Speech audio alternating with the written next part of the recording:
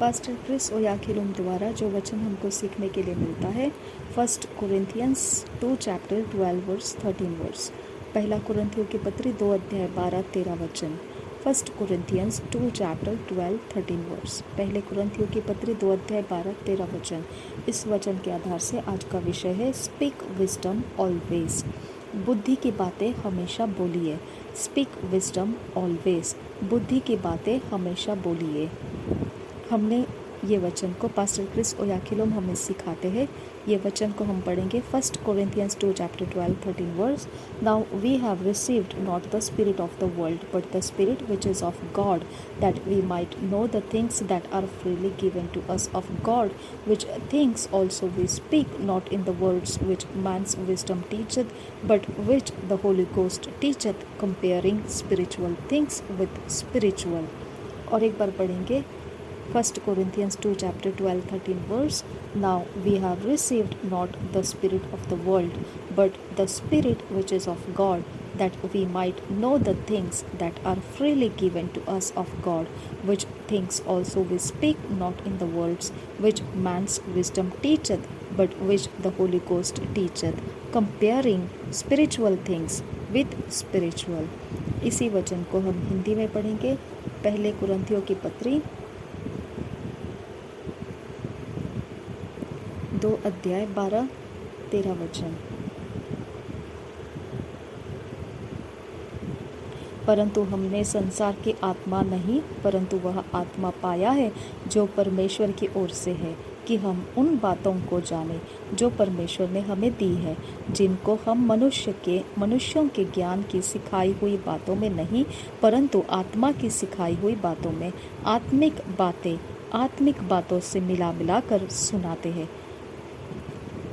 और एक बार पढ़ेंगे पहले कुरिन्थियों की पत्री 2 अध्याय 12-13 वचन। परंतु हमने संसार की आत्मा नहीं, परंतु वह आत्मा पाया है जो परमेश्वर की ओर से है, कि हम उन बातों को जाने जो परमेश्वर ने हमें दी है, जिनको हम मनुष्यों के ज्ञान की सिखाई हुई बातों से नहीं, परंतु आत्मा की सिखाई हुई बातों में आत्मिक बातों से मिला कर सुनाते हैं।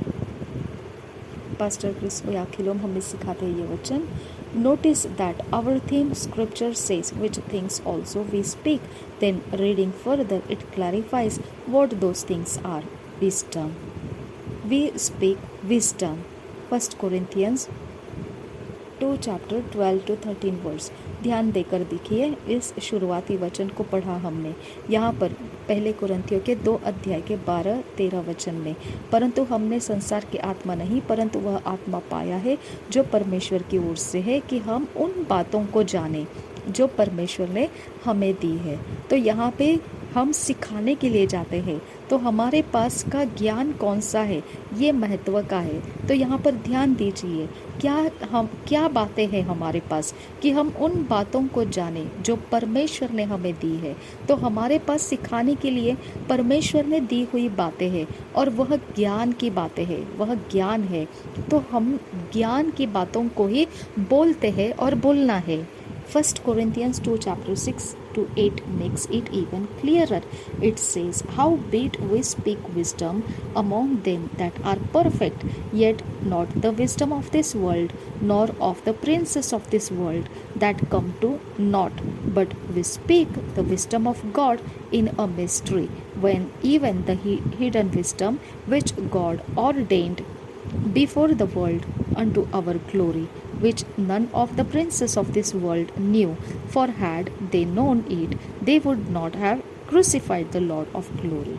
पहले कुरिन्थियों की पत्री 2 अध्याय का 6 से 8 वचन यह बात हमें ज़्यादा स्पष्ट करता है।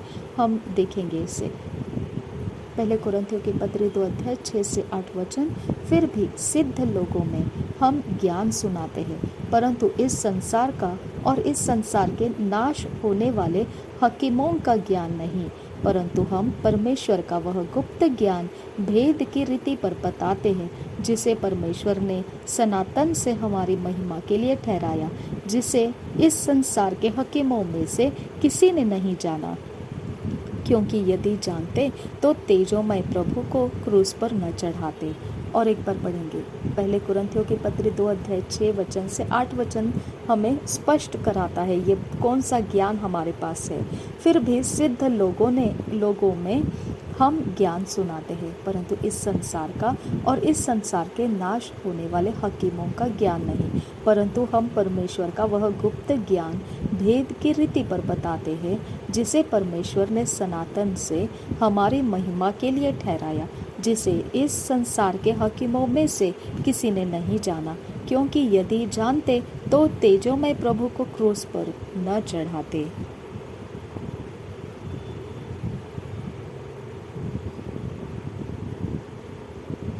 Speaking wisdom is speaking the world. अब बुद्धि की बातों को बोलना तो परमेश्वर के वचन को बोलना है। It discomfits the adversary, they can't get it on it. यह एक असुविधाजनक हो जाता है आपके विरोधियों के लिए, क्योंकि इस बुद्धि की बातों के ऊपर चढ़कर वह अपने आप को नहीं रख सकते हैं। For example, the word says you are a partaker of the divine nature, 2 Peter 1:4, that's the wisdom of God। एक उदाहरण के लिए अगर आप दूसरी पत्री पढ़ेंगे, पत्रस की दूसरी पत्री, उसके पहले अध्याय के 4 वचन में आप ये देखेंगे। पत्रस की दूसरी पत्री पहले अध्याय के 4 वचन में, जिनके द्वारा उसने हमें बहुमूल्य और बहुत ही बड़ी प्रतिज्ञाएं दी हैं, ताकि इनके द्वारा तुम उस सड़ाहट से छूटकर जो संसार में बुरी अभिलाषाओं से होती है, ईश्वरीय स्वभाव में समभागी हो जाओ। जब ईश्वरीय स्वभाव में समभागी हो जाओ, ये बताया गया है वचन में। यह एक बुद्धि है, परमेश्वर की बुद्धि की बात है। Therefore, when you on the basis of that scripture declare, I am an associate of the God kind, a partaker of his grace, glory and expression of his righteousness, you are speaking wisdom। अब इसी भेद जो आपको मालूम पड़ा है, दूसरे पत्रस के पत्री में क्या लिखा है, इसे कहा है कि ईश्वरीय स्वभाव के समभागी हो जाओ। तो जब आप बोलते हैं कि मैं यही वचन के आधार से घोषणा करता हूँ कि मैं परमेश्वर के ईश्वरीय जन हूँ, मैं ईश्वरीय जन में समभागी हूँ, मैं उसके अनुग्रह, महिमा और उसके धार्मिकता का मैं जाहिर करने वाला हूँ। जब आप ऐसे बोलते हो तो ये आप उस वचन के आधार से पाई गई बुद्धि को आप बोल रहे हो। When you declare all things are mine, you are speaking wisdom. When you say, I have the life of God in me, I live in agelessness, wantlessness, deathlessness, fearlessness, you are speaking the wisdom। वैसे ही जब आप घोषणा करते हो सारी चीज़ें मेरे लिए है, तो आप बुद्धि की बातें कर रहे हो। जब आप ऐसा बोलते हो कि परमेश्वर का जीवन मेरे अंदर है, मेरे लिए कोई उम्र का नाम नहीं है, मेरे लिए कोई ज़रूरत नहीं है, मेरे लिए मृत्यु भी नहीं है और डर भी नहीं है, यू आर स्पीकिंग विजडम। तो आप ये बातें बोलते हो, तब ये अन्य जाति लोग इसके विषय में सोच में पड़ते हो, वो समझ नहीं पाते हैं ये क्या बोल रहे हैं, क्योंकि आप ये वचन में पढ़ चुके हो। इसके लिए वो बुद्धि की बातें हैं और वही बुद्धि की बातें आप बोल रहे हो। Declare what the word says concerning you, irrespective of the situation। यही आपको घोषणा करना है जो वचन कहता है आपके विषय में, आपकी चिंताओं के विषय में। कोई परवाह नहीं आपकी परिस्थिति इस समय कैसी है। Affirm your righteousness, health, dominion and oneness with the Lord with boldness। निश्चित कीजिए आपकी धार्मिकता, सेहत, प्रभुता और एक होना प्रभु के साथ, धैर्य के साथ। Speak wisdom always and your life will glorify God। बुद्धि की बातें हमेशा बोलिए और आपका जीवन परमेश्वर की महिमा करेगा। Thank you Jesus. पिता परमेश्वर, बुद्धि की बातें करने के लिए ये वचन हमें सिखाया गया है। हम पास्टर क्रिस ओयाखिलोम के लिए धन्यवाद करते हैं।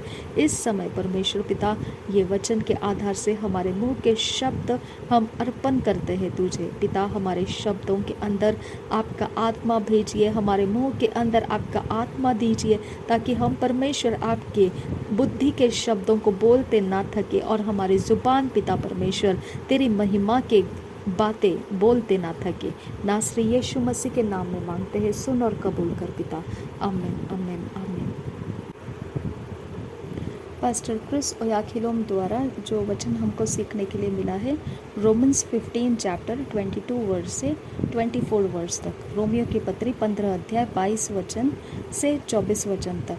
रोमियो की पत्री 15 अध्याय 22 वचन से 24 वचन तक। रोमन्स 15 चैप्टर 22 से 24 वर्स तक। आज ये वचन के आधार से जो विषय है, एवर एक्सपांडिंग मिनिस्ट्री, सदा फैलते जाने वाली सेवकाई।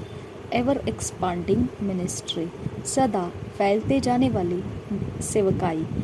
पास्टर क्रिस ओयाखिलोम हमें सिखाते हैं, हम वचन पढ़ेंगे। For which cause also I have been much hindered from coming to you, but now having no more place in this parts and having a great desire this many years to come unto you, whensoever I take my journey into Spain, I will come to you। और एक बार पढ़ेंगे Romans 15 chapter 22 verse से 24 verse तक। For which cause also I have been much hindered from coming to you, but now having no more place in this parts and having a great desire these many years to come unto you, whensoever I take my journey into Spain, I will come to you। हम इस वचन को हिंदी में पढ़ेंगे। Romeo की पत्री 15 अध्याय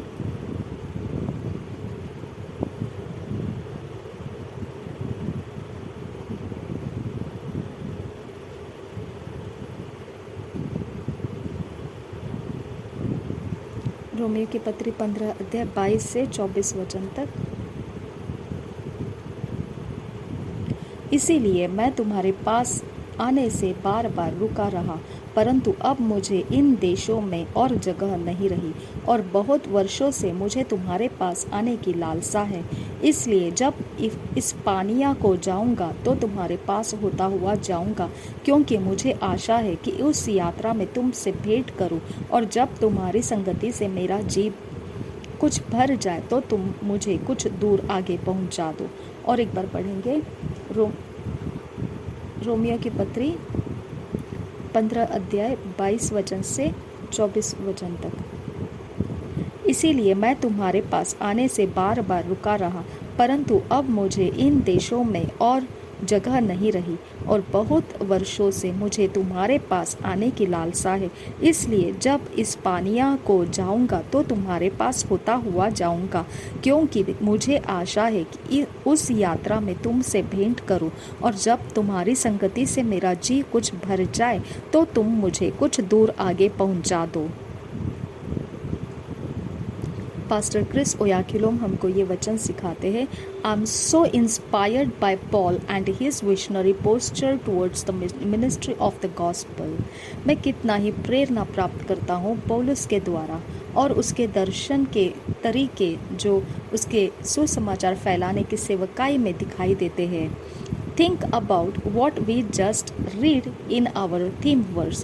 He was explaining to the church in Rome the reason he had not come to see them. सोचिए इस विषय में क्या लिखा है उसने। अभी हमने जो वचन पढ़ा उसमें वह समझा रहा है कलसिया को, रोम के कलसिया को, क्या कारण है कि वह उनको देखने के लिए नहीं आ पाया। He said, I have been busy evangelizing other areas, but now I am through. I don't have any more places remaining where I have not preached Christ. So now I can come to you on my way to Spain. वो कह रहा है कि मैं इतना व्यस्त था सुसमाचार को फैलाने में दूसरी जगहों में, पर अभी ऐसी बात है कि कोई जगह बाकी नहीं रही। पूरी जगह हम सुसमाचार फैला चुके हैं। अब हमारे लिए नई जगह की खोज है। अब जहां हम प्रचार नहीं किए हैं मसीह की, ऐसी जगह को हम खोज रहे हैं। तब हम अभी आपके यहाँ पर आने पर है, जो स्पेन है वहाँ पर हम आने के लिए है। When you study the life of Paul and the other apostles of the Lord in the book of Acts, you find an ever-expanding ministry. जब आप पौलुस के जीवन के अभ्यास करते हो और दूसरे प्रेरित जो प्रभु के हैं उनके जो अभ्यास करते हो, प्रेरितों के पुस्तक में से आपको मिलेगा कि उनके जो सेवकाई है सदा बढ़ती ही रहती थी। In Acts chapter 2, the previously frightened disciples, especially frightened disciples, suddenly became bold after they received the Holy Spirit on the day of Pentecost.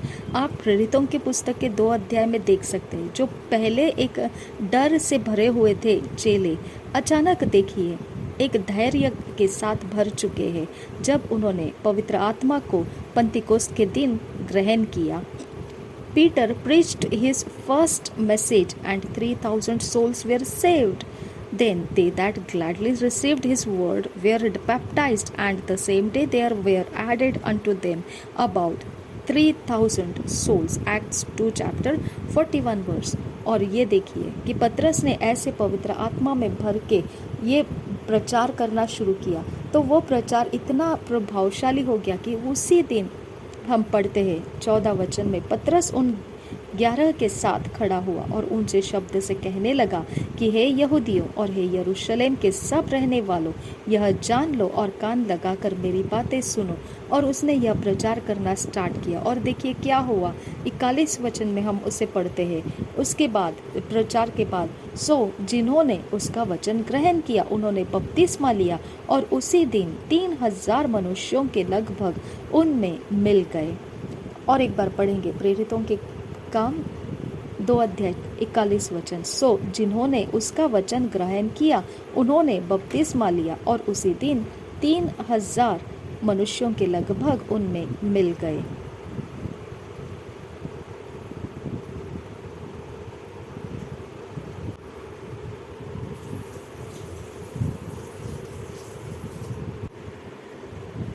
In the 3rd chapter, into the beginning of the 4th chapter, we read how Peter healed a paralyzed man who begged for alms at the gate of the temple called Beautiful. 3रा अध्याय जब हम देखते हैं, उस 4थे अध्याय के शुरुआती तक हम पढ़ते हैं कि पतरस कैसे चंगा किया एक अपाहिज इंसान को, जो भीख मांग रहा था, जो सुंदर फाटक है उस जगह में बैठकर। As a result the people ran together and crowded around them. और नतीजा ऐसा हुआ कि लोग भाग कर आए, वहाँ पर भीड़ कर दिए उसके इर्द गिर्द में। There Peter used the opportunity to preach and this time 5,000 souls were saved. तो पतरस ने उस अवसर का फ़ायदा उठाया प्रचार करने के लिए, और उस समय 5,000 प्राण परमेश्वर के लिए 5,000 आत्माएं बचा लिए गए। प्रेरितों के काम 4 अध्याय 4 में आप पढ़ सकते हैं। Howbeit many of them which heard the word believed and the number of the men was about 5,000। Acts chapter 4 verse. हम हिंदी में इसे पढ़ेंगे। प्रेरितों के काम 4 अध्याय 4 वचन। परंतु वचन के सुनने वालों में से बहुतों ने विश्वास किया और उनकी गिनती 5,000 पुरुषों के लगभग हो गई। और एक बार पढ़ेंगे अध्याय 4 वचन। परंतु वचन के सुनने वालों में से बहुतों ने विश्वास किया और उनकी गिनती 5,000 पुरुषों के लगभग हो गई। In Acts 4 chapter 31, we read that after the apostles had prayed and were all filled with the Holy Ghost, they spake the word of God with boldness. आप 4 अध्याय अगर प्रेरितों के पढ़ेंगे उसमें 31 वचन आप पढ़ने को मिलता है। प्रेरित तो ऐसे बताते हैं कि प्रार्थना करते थे वो, और सारे लोग पवित्र आत्मा से भर जाते थे। हम उसे पढ़ेंगे। 31 वचन में ऐसा है, 4 अध्याय के 31 वचन में, जब वे प्रार्थना कर चुके तो वह स्थान जहाँ वे इकट्ठे थे हिल गया और वे सब पवित्र आत्मा से परिपूर्ण हो गया और परमेश्वर का वचन हियाव से सुनाते रहे। Again the result was that a multitude of people believed. Acts 4 chapter 32 verse. और एक बार ऐसा हुआ, प्रेरितों के काम 4 अध्याय 32 वचन में हम पढ़ेंगे उसे। और विश्वास करने वालों की मंडली एक चित्त और एक मन के थे, यहाँ तक कि कोई भी अपनी संपत्ति अपनी नहीं कहता था, परंतु सब कुछ साझे का था। और एक बार पढ़ेंगे प्रेरितों के काम 4 अध्याय 32 वचन। और विश्वास करने वालों की मंडली एक चित्त और एक मन के थे, यहाँ तक कि कोई भी अपनी संपत्ति अपनी नहीं कहता था, परंतु सब कुछ साझे का था। The apostles were preaching the gospel and working miracles. प्रेरित प्रचार करते थे सुसमाचार के लिए और फिर चमत्कार के काम भी किया करते थे। Acts 5 chapter 12 verse tells us, and by the hands of the apostles were many signs and wonders wrought among the people, and they were all with one accord in Solomon's porch। और फिर प्रेरितों के काम 5 अध्याय के 12 वचन में ये लिखा है, हम उसे पढ़ेंगे। प्रेरितों के काम 5 अध्याय का 12 वचन। और प्रेरितों के हाथों से बहुत चिन्ह और अद्भुत काम लोगों के बीच में दिखाई जाते थे, और वे सब एक चित्त होकर सुलेमान के ओसारे में इकट्ठे हुआ करते थे। और एक बार पढ़ेंगे, प्रेरितों के काम 5 अध्याय 12 वचन। और प्रेरितों के हाथों से बहुत चिन्ह और अद्भुत काम लोगों के बीच में दिखाई जाते थे, और वे सब एक चित्त होकर सुलेमान के ओसारे में इकट्ठे हुआ करते थे। Then it says in the 14th verse, and believers were the more added to the Lord, multitudes both of men and women। और फिर यह कहते थे, इस वचन के अंदर 14 वचन ऐसा है, हम पढ़ेंगे 14 वचन। और विश्वास करने वाले बहुतेरे पुरुष और स्त्रियां प्रभु की कलीसिया में और भी अधिक आकर मिलते रहे। प्रेरितों के काम 5 अध्याय 14 वचन। और विश्वास करने वाले बहुतेरे पुरुष और स्त्रियां प्रभु की कलीसिया में और भी अधिक आकर मिलते रहे। ऑब्जर्व द प्रोग्रेशन, ध्यान दीजिए किस तरह से बढ़ोतरी हो रही थी। The first time 3000 souls believed at once, पहली बार 3000 आत्माएं विश्वास कर गई एक साथ इकट्ठा। The next time the number of those who believed was about 5000, women and the children not counted। यहाँ पर दूसरी बार ऐसी गिनती हुई, जिन्होंने विश्वास किया वो 5000 में थे, और स्त्रियों और बच्चों की गिनती तो हुई नहीं थी उसमें। Then a multitude, और फिर एक भीड़। It didn't end there. In Acts 5 chapter 14, Luke calls those who had believed multitudes, that's ever expanding ministry। अब फिर ये भीड़, इसका मतलब जहाँ पर कोई अंत नहीं रहा। अब प्रेरितों के काम 5 अध्याय 14 वचन में लूका इस बात को भीड़ कह रहा है, क्योंकि जिन्होंने विश्वास किया वह गिनती के बाहर रहा करते थे, जिसे उसने भीड़ ऐसा नाम दे दिया। इसका मतलब यह सदा सर्वदा बढ़ती रहने वाली सेवकाई रहती थी। पिता परमेश्वर हमें ध्यान देने के लिए पिता बात है खुदा कि हमने अपने सेवकाई में सदा बढ़ते रहना है। हमें सहायता कीजिए पिता परमेश्वर कि आपका वचन सामर्थ्य है। आपके वचन को लेकर चलने में पिता हमें कोई भी अड़चन ना लगे, कहीं पर भी हम ना रुके, क्योंकि ये वचन है जो लोगों के जीवन को बदलता है और परमेश्वर के साथ मेल मिलाप करने का अवसर देता है। हमारे काम और सेवकाई में तेरा अनुग्रह बना रहे। नासरी यीशु मसीह के नाम में विनती करते हैं, सुन और कबूल कर पिता। आमीन आमीन आमीन।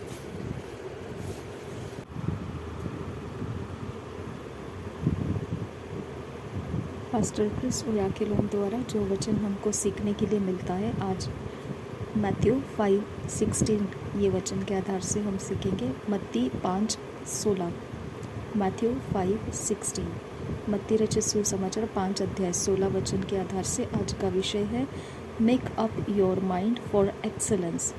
अपने मन को उत्कृष्टता के लिए तैयार कीजिए। Make up your mind for excellence, अपने मन को उत्कृष्टता के लिए तैयार कीजिए। हम पढ़ेंगे Matthew 5 chapter 16 verse. Let your light so shine before man that they may see your good works and glorify your father which is in heaven. और एक बार पढ़ेंगे, let your light so shine before man that they may see your good works and glorify your father which is in heaven. इसी वचन को हम हिंदी में पढ़ेंगे। मत्ती रचित सुसमाचार 5 अध्याय 6 वचन। धन्य है वे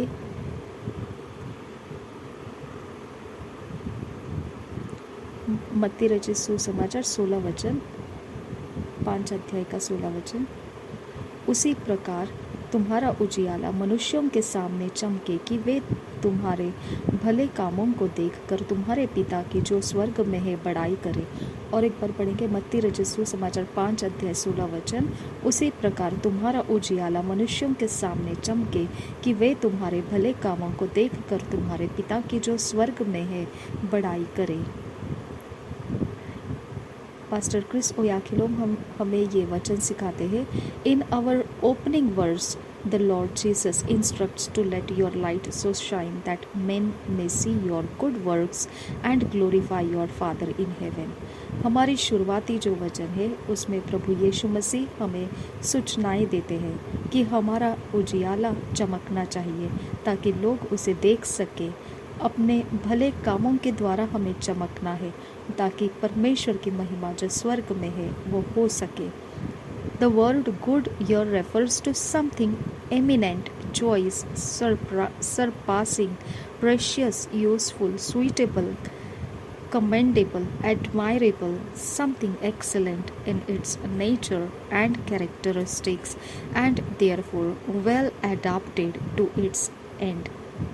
यहाँ पर जो भले काम ऐसा वचन में लिखा है, अपने भले कामों से हमें परमेश्वर की महिमा होगी ऐसा चमकना है, वह हमारा उजियाला है। तो भले काम जो है ऐसा लिखा हुआ भले काम, तो भलाई का भला का मतलब क्या बनता है? यह संबंधित है कुछ ऐसा जो बहुत ही खास है, चुनिंदा है, जो सब कुछ से कुछ हटके है, बहुत बहुमूल्य है, उपयोग भरा हुआ है और योग्य है, जो करना उचित है और जिसके विषय में तारीफ़ें की जा सकती है, उसकी उत्कृष्टता के बारे में, उसके गुणों के बारे में और एक अच्छे चरित्र को दर्शाना। और फिर यह सब कुछ जो आखिरी में देखेंगे तो एक बहुत ही सुंदर नतीजा लाने वाला ऐसा मतलब बनता है उसका, जो भला काम इस बात को बोला है, भलाई इसे जो बोला है उस शब्द के बारे में। This means that when you as a child of God commit to always executing your tasks and projects with excellence, your light will so shine before men that they will see your good works। इसका मतलब यह बनता है कि जब भी परमेश्वर की संतान होते हुए आप अच्छे कामों को अपने अंदर से आप करते हो हमेशा ही, और अगर उत्कृष्ट कामों का आपने नियोजन करके उसे पूरा किया तो फिर यह एक ज्योति है जो आप मनुष्यों के सामने चमकते हो कि वह आपके इन भले कामों को देख सके। Your good works will speak for you and men won't be able to ignore you। आपके भले काम आपके लिए बातें करेंगे लोगों के साथ और मनुष्य आपके इन भले कामों को अनदेखा नहीं कर सकता है। God wants to deliver the world into the hands of His children who have been trained to walk in excellence, those who will go the extra length to deliver the best results। Does that describe you? परमेश्वर चाहता है कि इस जगत के अंदर जो लोग हैं वो आपके हाथों में दे दिए जाए, जहाँ पर उत्कृष्टता सिखाई जाएगी उनको, जिनके लिए एक लंबा ऐसा समय जो छुटकारे दिए हुए अच्छे नतीजे उनको मिल सके। तो ऐसा आपके हाथों में परमेश्वर देना चाहता है। God wants to deliver the world into the hands of His children। आपको वो जिम्मेदारी सौंपना चाहता है कि आप उनको इस प्रकार से बनाइए। आप ये है कि आपको तैयार किया है परमेश्वर ने एक उत्कृष्ट रास्ता चलने के लिए, जो ऐसे लोगों को तैयार करते हुए एक बड़े लंबे दौर चल सकते हैं और एक अच्छा नतीजा छुटकारे का उनके जीवन में ला सकते हैं। तो क्या आप वो इंसान हो जो परमेश्वर वर्णन कर रहा है उसके संतान के ऊपर सौंपी जाने वाली जिम्मेदारी के बारे में? आप सोच कर देखिए। It's a time you appraised yourself and made the conscious choice to be the best at what you do। अब ये एक समय है कि अब अपने आप को आपने इस प्रकार से बनाना है कि आपके ध्यान में आपके चुनाव केवल वही हो जो परमेश्वर के उत्कृष्टता में दिखाई दे। जो कुछ भी आप करो वो परमेश्वर की उत्कृष्टता उसमें दिखनी है। रिजेक्ट हाफ मेजर्स, आधा अधूरे काम छोड़ दीजिए, ऐसे मत कीजिए, पूरा कीजिए कामों को। डू एक्सीलेंट थिंग्स, उत्कृष्ट चीज़ों को कीजिए। एक्सीलेंस कैंट बी इग्नोर्ड, और देखिए उत्कृष्ट चीज़ों को कोई अनदेखा नहीं कर सकता है। It reminds of what the Bible says in proverbs 22:29। ये हमें याद दिलाता है नीति वचन क्या कहता है। अध्याय 22 में हम पढ़ेंगे उसे। नीति वचन अध्याय 22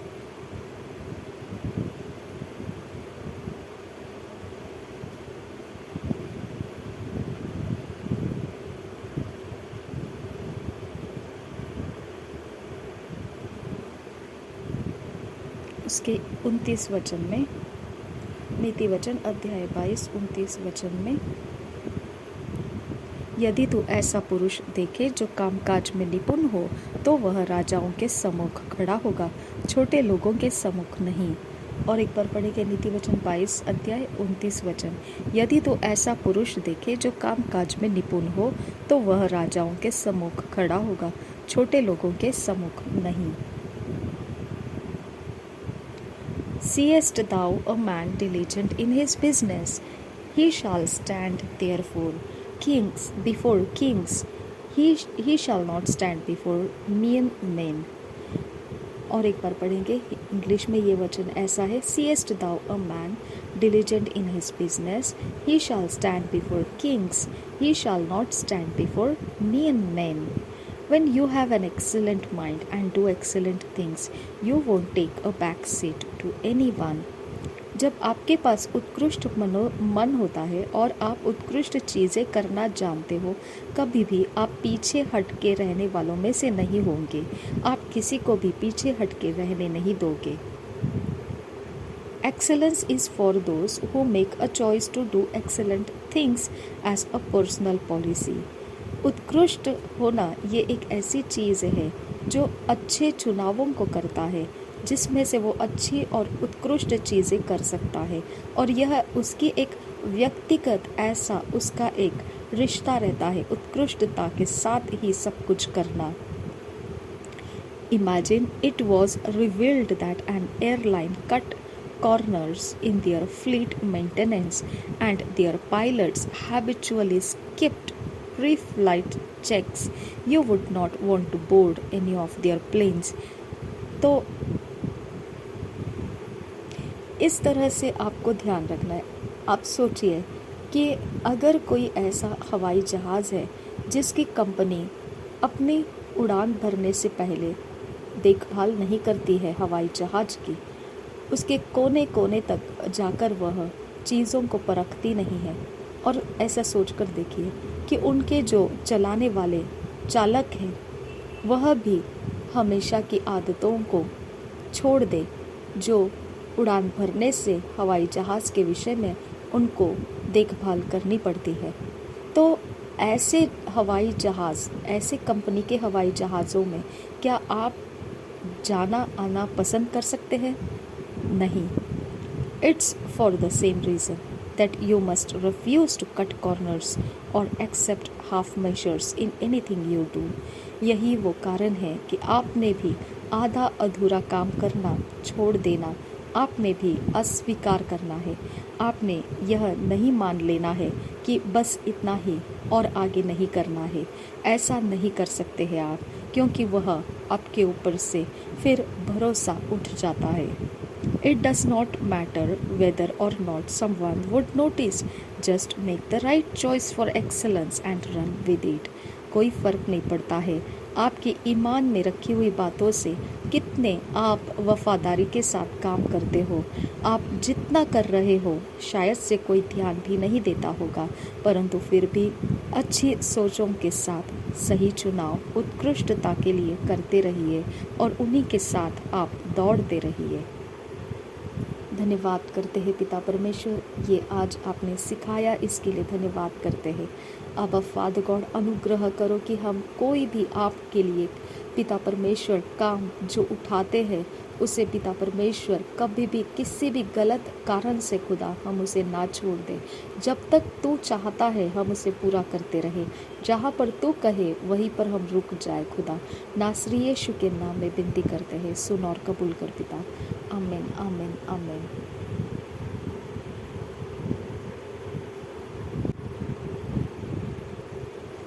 पास्टर क्रिस ओयाखिलोम द्वारा जो वचन हमको सीखने के लिए मिलता है, हम सीखेंगे 2 कोरिन्थियंस 8 चैप्टर 9 वर्स में से।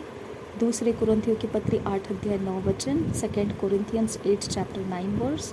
दूसरे कुरिन्थियों की पत्री 8 अध्याय 9 वचन। इस वचन के अंदर जो हमको विषय मिला है, poverty is not a blessing. गरीबी आशीष नहीं है। Poverty is not a blessing. गरीबी आशीष नहीं है।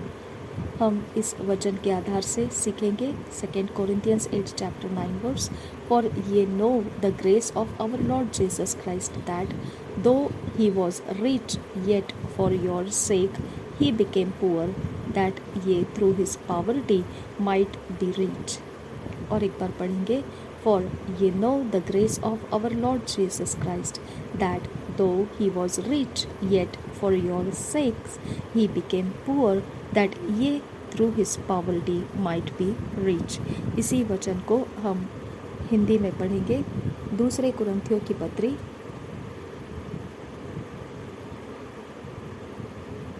8 अध्याय उसका 9 वचन। तुम हमारे प्रभु यीशु मसीह का अनुग्रह जानते हो कि वह धनी होकर भी तुम्हारे लिए कंगाल बन गया, ताकि उसके कंगाल हो जाने से तुम धनी हो जाओ। और एक बार पढ़ेंगे दूसरे कुरिन्थियों की पत्री अध्याय 8 उसका 9 वचन।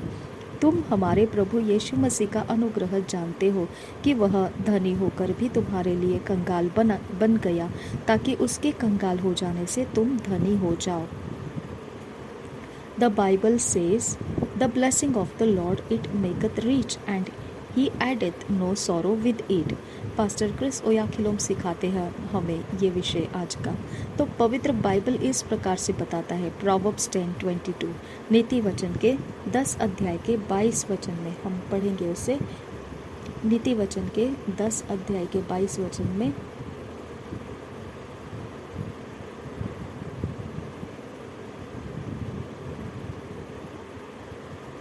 पवित्र बाइबल ये बताता है, धन यहोवा की आशीष ही से मिलता है और वह उसके साथ दुख नहीं मिलाता। और एक बार पढ़ेंगे नीति वचन 10 अध्याय 22 वचन। धन यहोवा की आशीष ही से मिलता है और वह उसके साथ दुख नहीं मिलाता। इस प्रकार से पवित्र बाइबल कहता है। तो जो गरीबी है उसके विषय में, poverty is not a blessing, इससे पता चलता है कि जो गरीबी है यह आशीष नहीं है। That's the reason Jesus delivered us from it. यही वो कारण है प्रभु यीशु मसीह ने हमें गरीबी में से छुड़ाया है। The Bible says he was rich yet for our sake he became poor so that through his poverty we might be made rich. पवित्र बाइबल बताता है कि परमेश्वर का पुत्र यीशु मसीह धनी था और फिर भी वह हमारी खातिर गरीब बना हुआ, हमारे लिए वह गरीब बना कि उसके गरीब होने के दशा में से हम धनी बनाए जाए। He gave us prosperity in place of poverty, in the same way that he gave us his righteousness in place of sin। उसने हमारी जगह ले ली।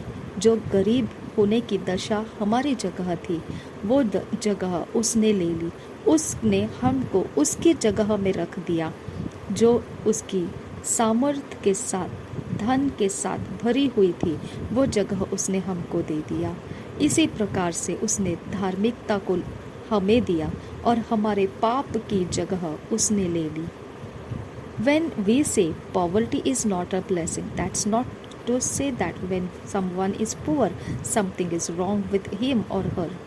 No, अब ऐसा मत सोचिए कि जैसे हमने कह दिया कि गरीबी आशीष नहीं है, और समझिए कोई ऐसा गरीब इंसान आपके सामने दिख रहा है तो वह गलत नहीं है, उसके साथ गरीबी है वह गलत नहीं है। अगर वो कोई भी स्त्री या पुरुष कोई भी हो, बिल्कुल भी गलत नहीं है उसका गरीब होना। Anyone can make a choice। अब ये चुनाव है, ये कोई भी कर सकता है। गरीब रहना है तो वह गरीब बना रहेगा, अगर धनी बनना है तो वह धनी हो जाएगा। तो ये एक चुनाव है सबका। It's like what the Bible says about many who suffered not accepting deliverance that they may obtain a better resurrection। तो इसके जैसा है जैसा पवित्र बाइबल में लिखा है। बहुत लोगों ने परेशानी को झेलते रहना पसंद किया लेकिन छुटकारे को नहीं चाहा। तो बहुत लोगों का ऐसा है कि उन्होंने एक बहुत अच्छे पुनरुत्थान को प्राप्त करने के लिए ऐसी चाहते भी नहीं रखी। हम देख सकते हैं इब्रानी के पत्री में 11 अध्याय 35 वचन में हम पढ़ेंगे उसे। इब्रानियों की पत्री 11 अध्याय 35।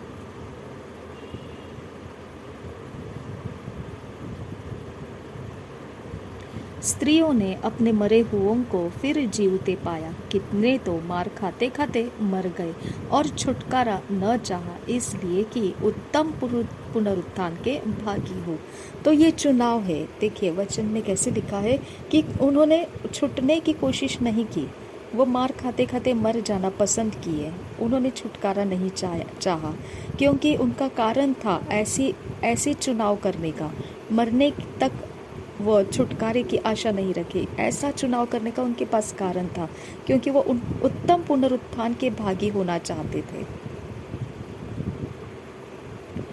There may be people who have chosen to live in poverty। तो कुछ लोग ऐसे हो सकते हैं जिन्होंने खुद होके चुनाव किया है कुछ अच्छे कारण से कि वह एक अच्छा पुनरुत्थान का कोई भाग देखना चाहते हैं, तो उन्होंने गरीब रहना पसंद कर लिया। If that's your choice, it's okay। अगर ऐसा आपने कोई चुनाव रखा है तो कोई बात नहीं है, because it's the choice you have made। क्योंकि ये आपने बनाया हुआ चुनाव है, आपने अपने कारण से बनाया हुआ है। It's a sacrifice and you should not feel ashamed for making that choice। ये बलिदान है और आपने ऐसा बलिदान किया है कि आप पैसों के पीछे या धन के पीछे अपना समय लगाना नहीं चाहते हैं, क्योंकि आप पुनरुत्थान के एक भली बात के अंदर की कोई भाग आप प्राप्त करना चाहते हैं।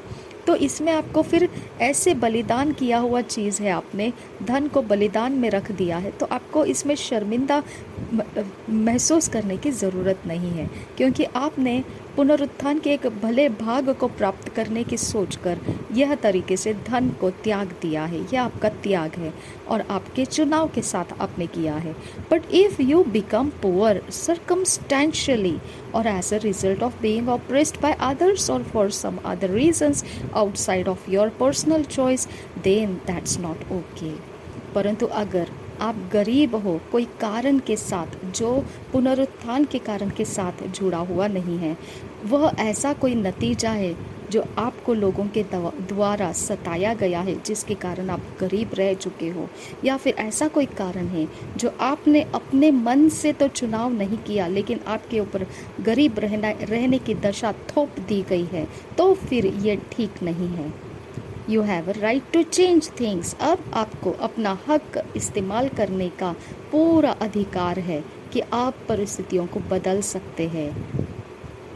However, when you choose to be poor, don't try to make anybody else poor, except they also seek from you the principles of poverty, that they also might become poor। तो जब आपने ये चुनाव उठा लिया कि मैं धनी बनूंगा, तो आप ये मत सोचिए कि आप जब ऐसा सोचते हैं कि चलो मैंने गरीब रहने की ही सोची है, मैं धनी नहीं बनना चाहता हूँ, ये मेरी दशा है, अब मैंने अपने पुनरुत्थान के अच्छे भाग को पाने के लिए मैंने ये फैसला किया है कि मैं धन के पीछे नहीं भागूंगा। ओके, तो ये आपके लिए ठीक है। आप यही बात को दूसरों को सिखाने की कोशिश ना करें, क्योंकि ऐसा करने से दूसरे इस सिद्धांत को सीख लेंगे कि गरीब क्यों रहना चाहिए। तो तो ये सिद्धांत उनको मत सिखाइए, क्योंकि गरीब रहने की दशा आपके लिए ठीक है, दूसरों के लिए वो उनके ऊपर थोप दिया जाएगा, ऐसा हो जाएगा। तो हो सकता है कि आप ही की तरह वह भी गरीब रहने की दशा को सीख कर जीना शुरू करेंगे। But there are some of us who are called to do certain things in the world for which reason we can't and we must not be poor. तो कुछ ऐसा एक कारण है, कुछ ऐसे लोगों को रखा गया है इस जगत के अंदर कुछ काम करने के लिए, जो ऐसा कारण है कि हम लोगों को गरीब रहना ठीक नहीं है। This is not because we love to be rich, but because of responsibility, because of what we have to do. ये ऐसा नहीं है कि हमको धन का इकट्ठा करना बहुत पसंद है, ऐसा नहीं है, या फिर हम धन के बहुत प्रेम में पड़ गए, ऐसा नहीं है, परंतु हमारे पास जिम्मेदारी है, कुछ कारण है जिसके कारण हमको धन इकट्ठा करना ज़रूरी है, हमारी जिम्मेदारियों के अनुसार। God is counting on us to take the gospel to the ends of the earth. परमेश्वर यह गिनती रखा है हमारे ऊपर कि हम भी उसमें शामिल हो जाए, कि उसके सुसमाचार को पृथ्वी के छोर तक लेकर जाना है। He said in Matthew 24 chapter 14, and this gospel of the kingdom shall be preached in all the world for a witness unto all nations, and then shall the end come. उसने मत्ती रचित सुसमाचार 24 अध्याय के 14 वचन में ऐसा लिखा है, हम पढ़ेंगे उसे। मत्ती रचित सुसमाचार उसके 24 अध्याय के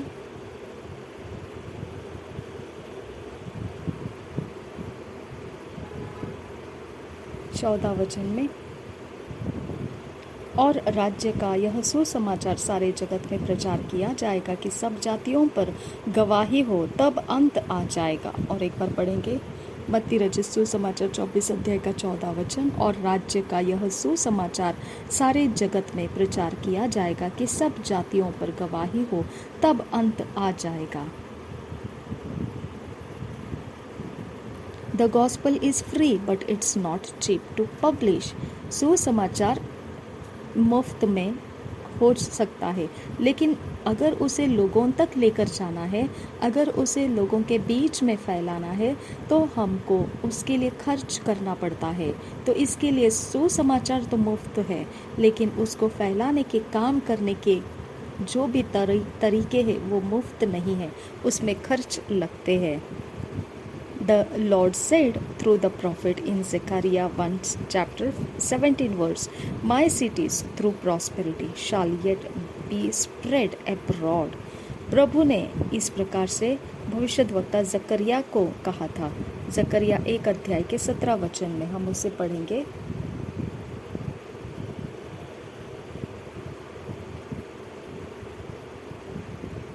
जकरिया 1 अध्याय 17 वचन, फिर यह भी पुकार कर कहे कि सेनाओं का यहोवा यूं कहता है, मेरे नगर फिर उत्तम वस्तुओं से भर जाएंगे, और यहोवा फिर सियोन को शांति देगा और यरूशलेम को फिर अपना ठहराएगा। और एक बार पढ़ेंगे जकरिया 1 अध्याय 17 वचन, फिर यह भी पुकार कर कहे कि सेनाओं का यहोवा यूं कहता है, मेरे नगर फिर उत्तम वस्तुओं से भर जाएंगे, और यहोवा फिर सियोन को शांति देगा और यरूशलेम को फिर अपना ठहराएगा।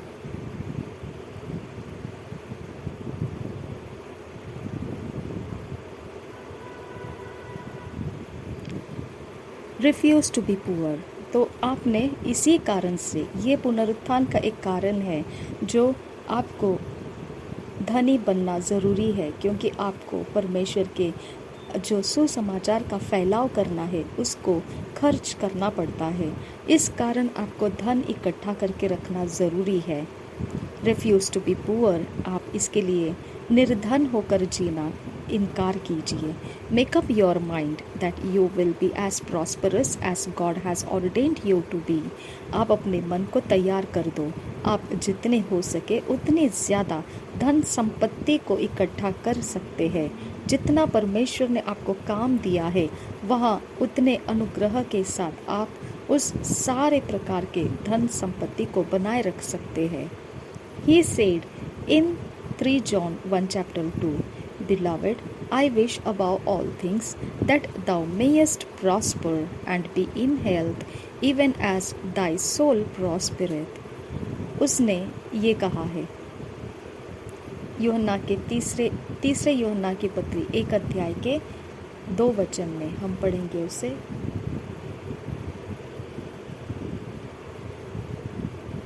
तीसरा यूहन्ना उसके 2 अध्याय के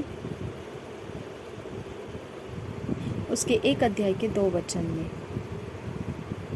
1 अध्याय का 2 वचन। हे प्रिय, मेरी यह प्रार्थना है कि जैसे तू आत्मिक उन्नति कर रहा है वैसे ही तू सब बातों में उन्नति करे और भला चंगा रहे। और एक बार पढ़ेंगे तीसरा यूहन्ना 1 अध्याय 2 वचन।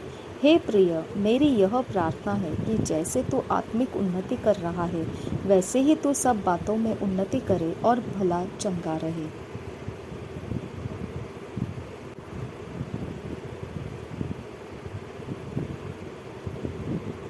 He wants you to prosper spiritually, physically and financially. तो इस पत्री के अंदर जो वचन हमने पढ़ा, क्या बताया गया है कि वह चाहता है कि हम आत्मा से धनी बन जाएं, हम शरीर से धनी बन जाएं और हम आर्थिक स्थिति में भी धनी बन जाएं। Make a choice not to be anything less. आपने ये एक चुनाव करना है।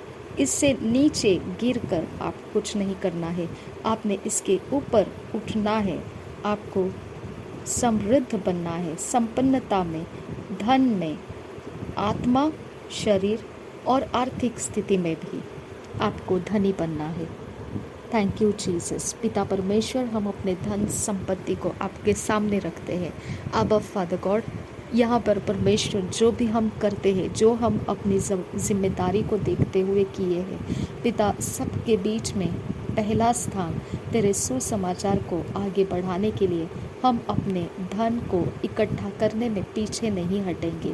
पिता, हम जो भी धन इकट्ठा करेंगे उसे कबूल कर, और जब तेरे राज्य में बोया जाता है तब हमें याद कर और हमें परमेश्वर ज़्यादा से ज़्यादा अवसर दे कि हम तेरे राज्य के लिए धन इकट्ठा करके तेरे राज्य के लिए, तेरी सेवा में, सुसमाचार के फैलाव के कामों में हम जोड़ सकें। नासरी यीशु मसीह के नाम में विनती करते हैं, सुन और कबूल कर पिता। आमीन, आमीन, आमीन।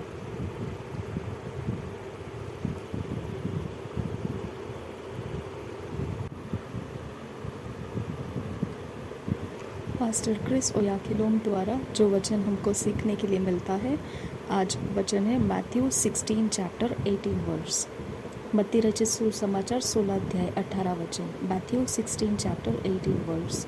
मत्ती रचित सुसमाचार 16 अध्याय 18 वचन। The church dominion is forever. कलीसिया का प्रभुता हमेशा के लिए है। The church dominion is forever. कलीसिया का प्रभुता सदा सर्वदा के लिए है। हम वचन के आधार से सीखेंगे Matthew 16 chapter 18 verse. And I say also unto thee that thou art Peter, and upon this rock I will build my church, and the gates of hell shall not prevail against it. और एक बार पढ़ेंगे Matthew 16 chapter 18 verse। And I say also unto thee that thou art Peter, and upon this rock I will build my church, and the gates of hell shall not prevail against it। मत्ती रचित सुसमाचार 16 अध्याय का 18 वचन हम पढ़ेंगे।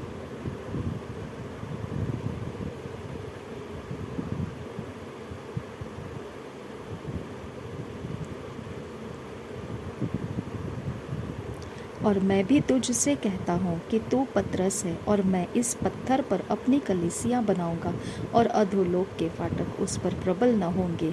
और एक बार पढ़ेंगे मत्ती रचित सुसमाचार 16 अध्याय का 18 वचन। और मैं भी तुझसे कहता हूँ कि तू पतरस है, और मैं इस पत्थर पर अपनी कलीसिया बनाऊंगा, और अधोलोक के फाटक उस पर प्रबल न होंगे। पास्टर क्रिस ओयाखिलोम ये वचन से हमको सिखाते हैं। आज का विषय कलीसिया की प्रभुता हमेशा के लिए है।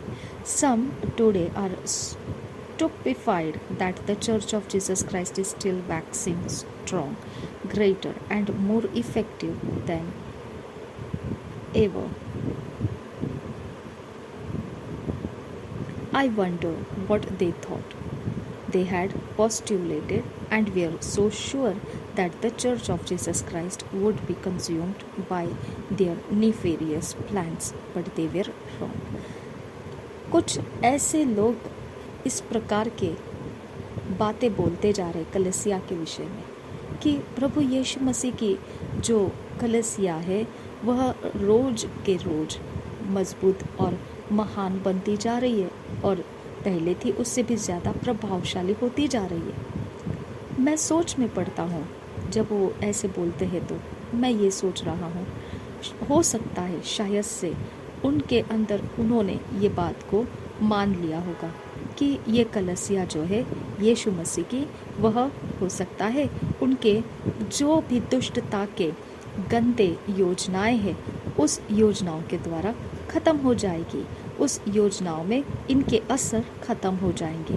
पर हुआ नहीं ऐसा, उनका ऐसा सोचना गलत ही ठहरा है और फिर उन्होंने ये बात को बोलना शुरू किया कि परमेश्वर प्रभु यीशु की कलीसिया रोज के रोज बहुत बलवंत बनती जा रही है, महान से महान बनती जा रही है और ज़्यादा से ज़्यादा प्रभावशाली होती जा रही है, पहले थी उससे भी ज़्यादा।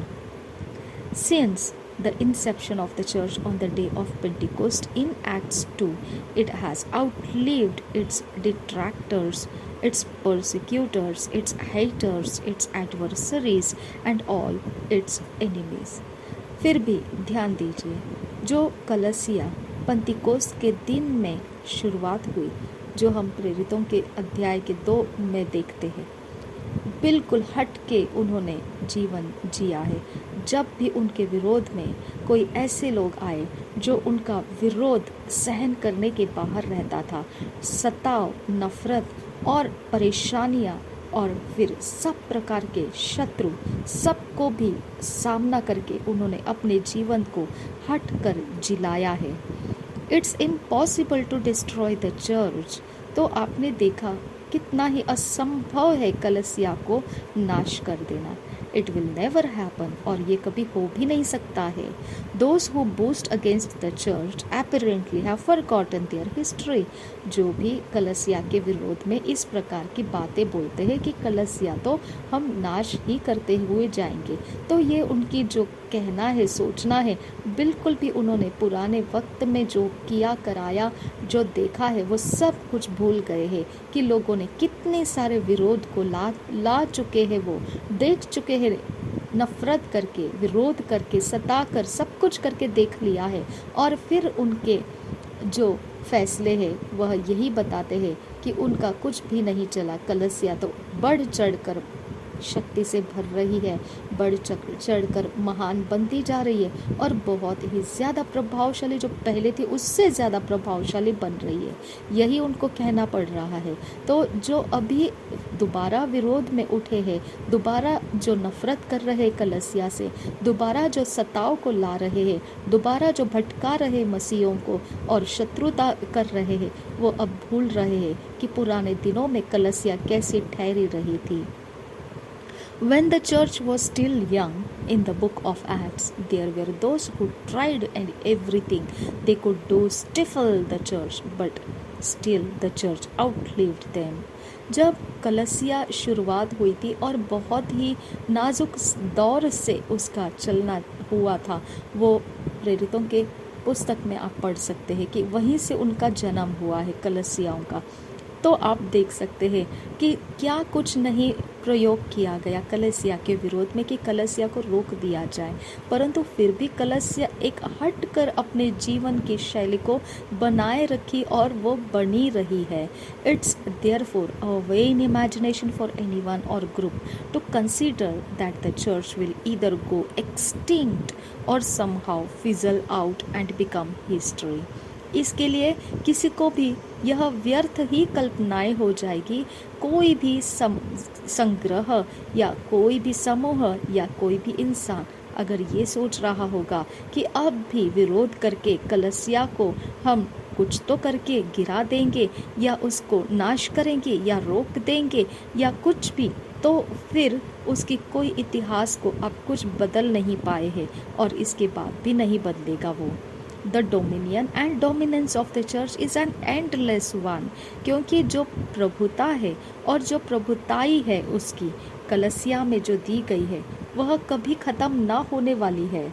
It reminds of the interpretation of नेबुकदनेस्सर's puzzling dream that no one could explain until God gave the interpretation to Daniel chapter 2।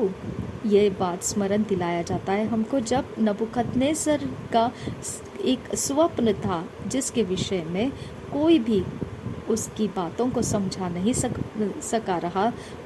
नहीं पा रहा था, तो जब तक परमेश्वर ने उसकी समझ दानियल को नहीं दी थी तब तक कोई भी ऐसा खड़ा नहीं हुआ जो नबुकदनेस्सर के बिल्कुल गड़बड़ी में डाल देने वाले स्वप्न को समझा पाए। ये हम पढ़ सकते हैं दानियल की पुस्तक के 2 अध्याय में। In Daniel's interpretation all human structures beginning with the king as the head of gold and all the silver, bronze, iron and all the iron mixed with clay would be destroyed by a stone cut without hands.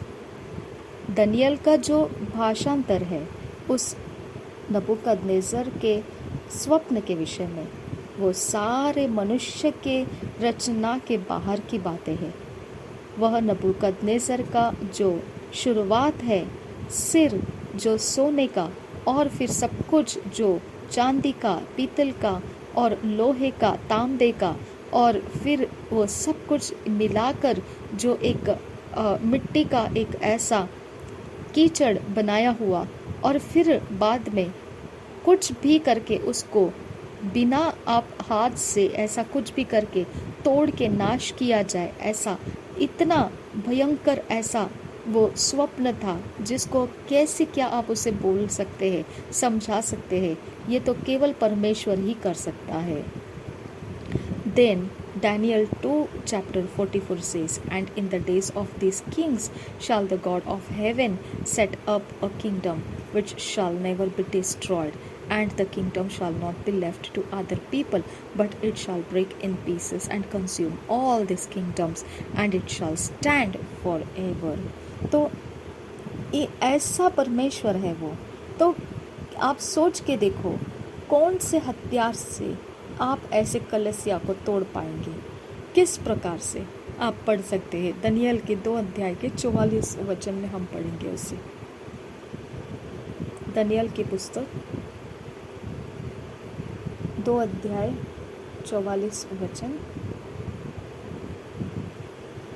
और उन राजाओं के दिनों में स्वर्ग का परमेश्वर एक ऐसा राज्य उदय करेगा जो अनंत काल तक न टूटेगा और न वह किसी दूसरी जाति के हाथ में किया जाएगा, वरन वह उन सब राज्यों को चूर चूर करेगा और उनका अंत कर डालेगा और वह सदा स्थिर रहेगा।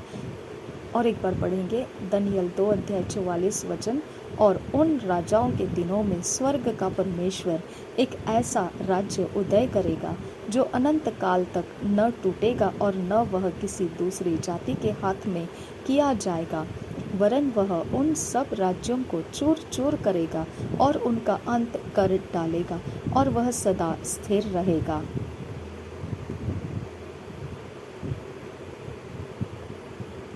The stone that was cut out without hand was from God, and that stone destroyed the whole human structure and set up a kingdom which the Bible says shall not be left to other people।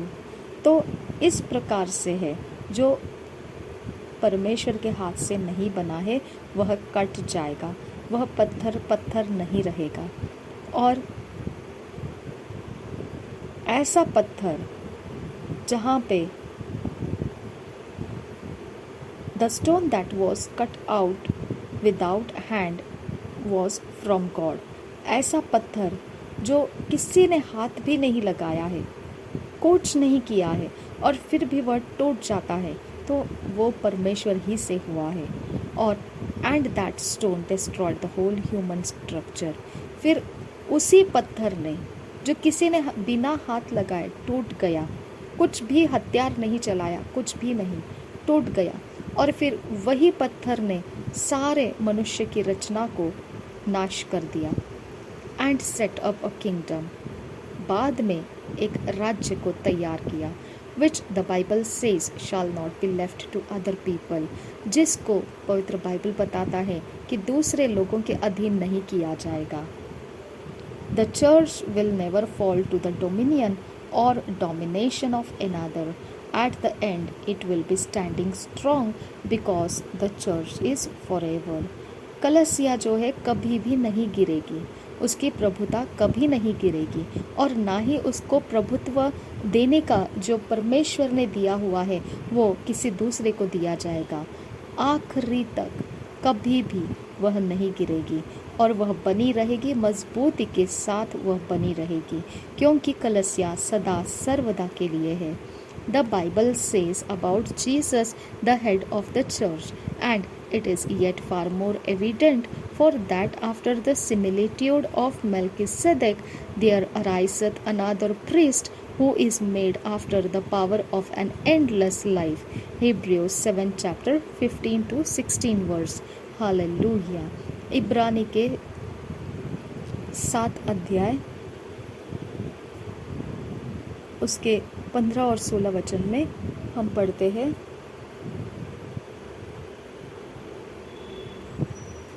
और जब मलकीसेदेक के समान एक और ऐसा याजक उत्पन्न होने वाला था जो शारीरिक आज्ञा की व्यवस्था के अनुसार नहीं पर अविनाशी जीवन के सामर्थ्य के अनुसार नियुक्त हो, तो हमारा दावा और भी स्पष्टता से प्रकट हो गया। और एक बार पढ़ेंगे इब्रानियों की पत्री 7 अध्याय 15-16 वचन। और जब मलकीसेदेक की समान एक और ऐसा याजक उत्पन्न होने वाला था जो शारीरिक आज्ञा की व्यवस्था के अनुसार नहीं पर अविनाशी जीवन के सामर्थ्य के अनुसार नियुक्त हो, तो हमारा दावा और भी स्पष्टता से प्रकट हो गया। Hallelujah, thank you Jesus. पिता परमेश्वर, आपने हमें प्रभुता के विषय में बताया। कलसिया को कोई गिरा नहीं सकता है। हर एक मनुष्य जिसके अंदर तेरा आत्मा है वो तेरा मंदिर है, वो तेरा कलसिया है। अबा फादर गॉड, हर एक इंसान के विषय में तूने यही बात को परमेश्वर पूरा किया है। कोई भी इंसान को शैतान या विरोधी या कोई नफरत करने वाला या कोई हत्यारा किसी भी प्रकार के हथियार से उसे वो गिरा नहीं सकता है। हम धन्यवाद करते हैं हमारे अंदर जो आपने अपना घर बनाया है और हमें प्रभुता दे रखी है, हम उस प्रभुता में कायम कर दिए गए हैं। हम धन्यवाद करते हैं। Thank you Jesus. ये लेसन, ये परमेश्वर पाठ हमको सिखाने के लिए पास्टर क्रिस ओयाखिलोम के लिए धन्यवाद करते हैं। Thank you father God. ये अंदर परमेश्वर इस वचन को लेकर पिता हमेशा ही पिता हम प्रभुता में जीते रहने की अनुग्रह कर, नासरी यीशु मसीह के नाम में विनती करते हुए सुन और कबूल कर पिता। आमीन, आमीन।